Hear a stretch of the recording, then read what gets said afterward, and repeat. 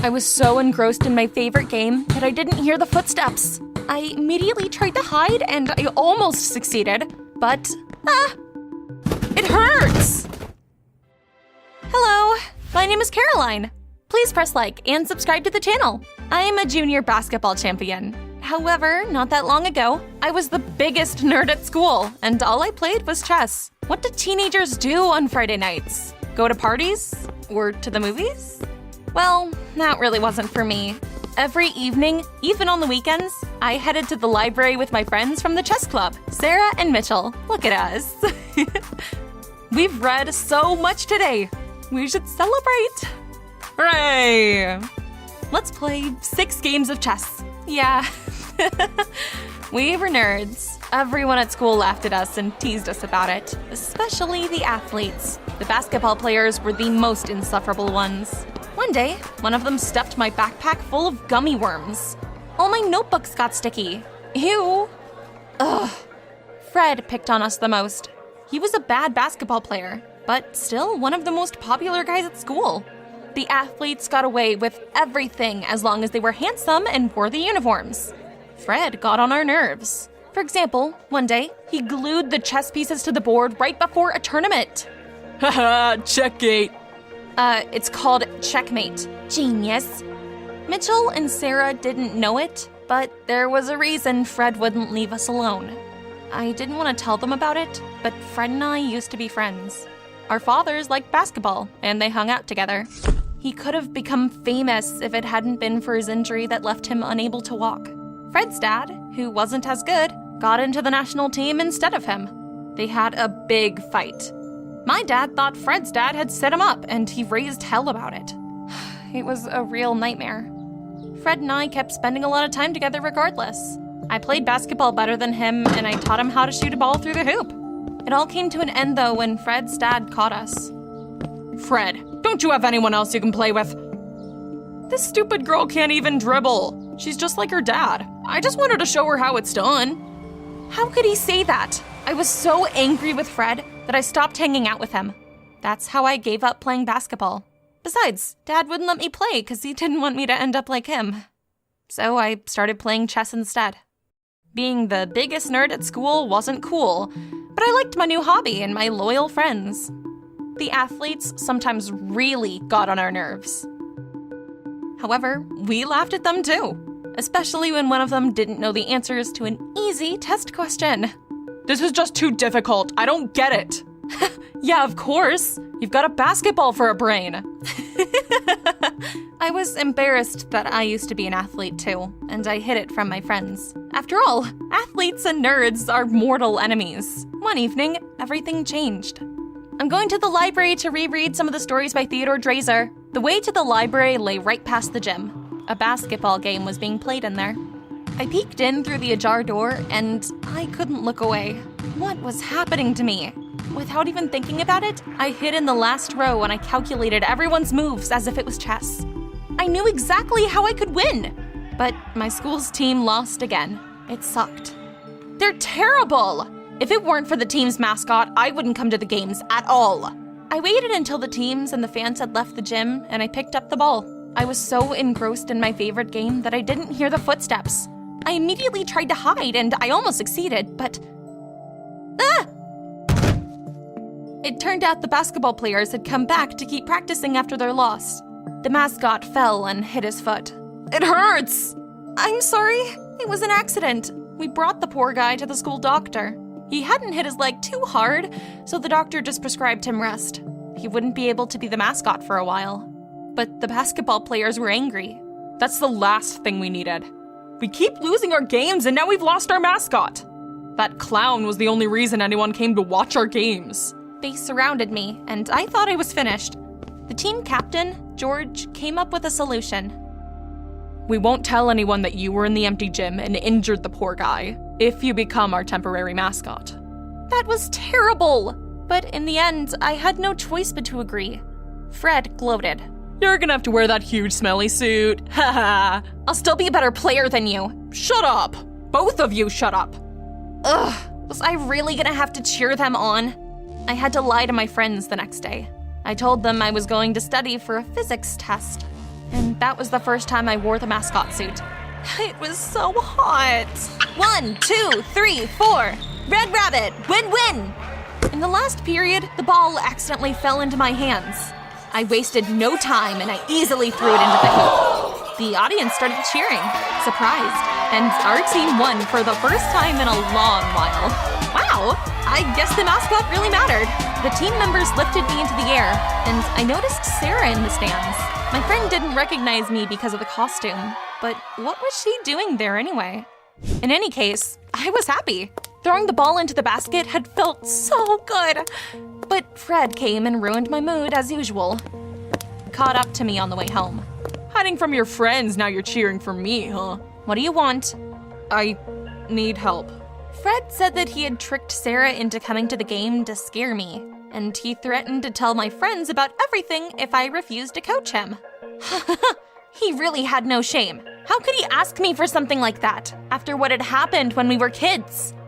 Still, I had no choice but to agree. I didn't want to lose my reputation and my friends.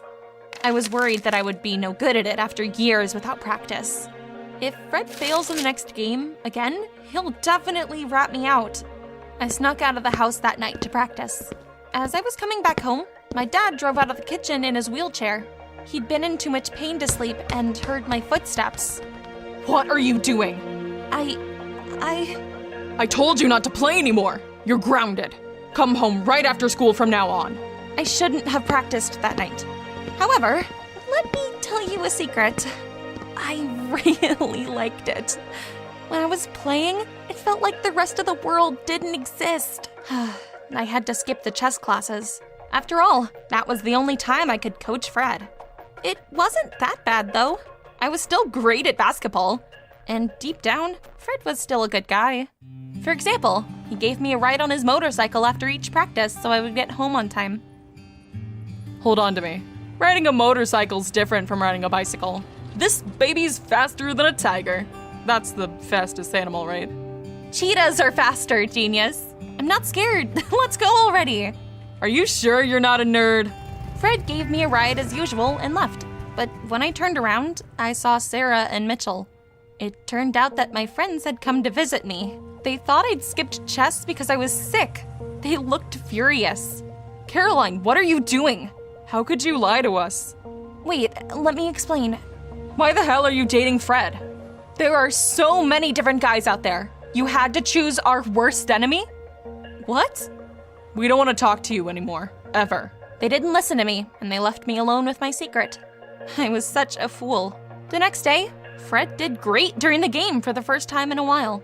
I kept throwing balls in the basket while wearing the rabbit costume during the timeout. The audience loved it. The fans' enthusiasm really helped the team. But when Fred gave me a ride home after that game, I told him that Sarah and Mitchell had seen us together and lost their temper.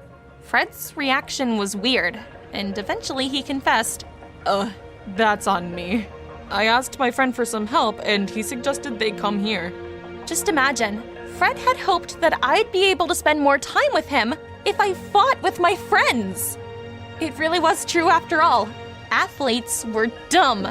I immediately told Fred to leave. I shouldn't have expected anything better from him. The original mascot had recovered, so I spent one last day in the costume, and my life went back to normal. I missed basketball, but I went back to playing chess. Sarah and Mitchell kept ignoring me. I could see that Sarah wanted to make up, but Mitchell wouldn't let her. In the evening, I made soothing green tea for Dad so he wouldn't wake up at night, and I went outside to play. I was born to be a basketball player! And I barely slept that night, so I was late for a very difficult test.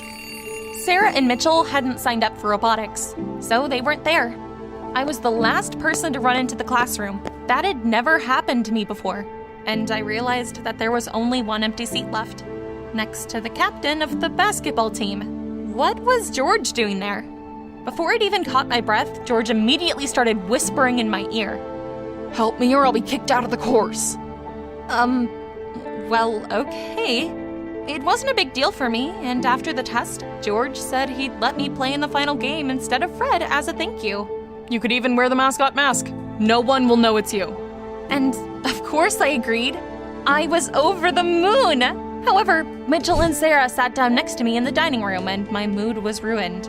They were finally ready to hear me out, and I lied to them again. I said that Fred had been trying to atone for all of his pranks and we weren't dating. My friends fell for it. And then I read My 60 Memorable Games by Robert James Fisher last night to prepare for the tournament. You should play instead of reading if you want to become a grandmaster. Oh, by the way, Caroline, when are you gonna play with us again? I'm gonna beat you for sure. You've probably already forgotten how the pawn moves. What? What were they talking about? And then I realized they were talking about the chess championship that was taking place during the final basketball game. I wanted to tell them about my secret hobby, but then I'd have to admit that I lied about Fred. My friends all started making fun of George. Hey Caroline, did you see him in biology class? He had no idea what to do with that frog. All athletes are stupid, but George really is the dumbest of them all. I was sure that if I told them the truth, Sarah would say the same thing about me. I thought hard about it all, and I realized that the chess tournament couldn't take place if I still wanted to keep my secrets. Before the tournament, I collected all the chess boards and I hid them in the locker room. However, when I came out, I immediately saw Dad sitting in the front row. Fred was sitting next to him and he was smiling. Oh no. I was wearing a mask, so I hoped it'd be okay. Dad couldn't know it was me.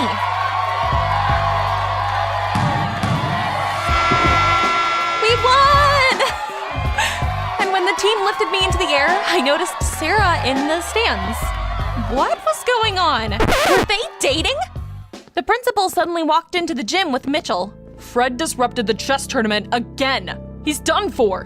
Now he'll definitely be expelled. Oh no. I was mad at Fred, but I couldn't do that to him. It really wasn't his fault that time. I took off my costume and everyone gasped. No one expected me to be a girl, much less a nerd. I told the principal that I had hidden the chessboards so that my friends wouldn't find out about my love for basketball. How could you do this to us? I saw you, Sarah. Don't act like you haven't been lying to us. Sarah confessed that she had been dating George for 2 weeks now, and he wasn't as stupid as he seemed. He'd even enrolled in a robotics class and got an A+ for the test. If only she knew. Long story short, Sarah had been too embarrassed to admit it because of how she'd reacted to the news about me and Fred. Mitchell suddenly lowered his eyes and said that he liked hiding in the locker rooms and watching basketball games too. That was how we'd found out that the chessboards were stolen. My friends weren't as boring as I thought. My father now knew that I'd been lying to him though, and he'd probably transfer me to homeschooling so I'd never be able to play.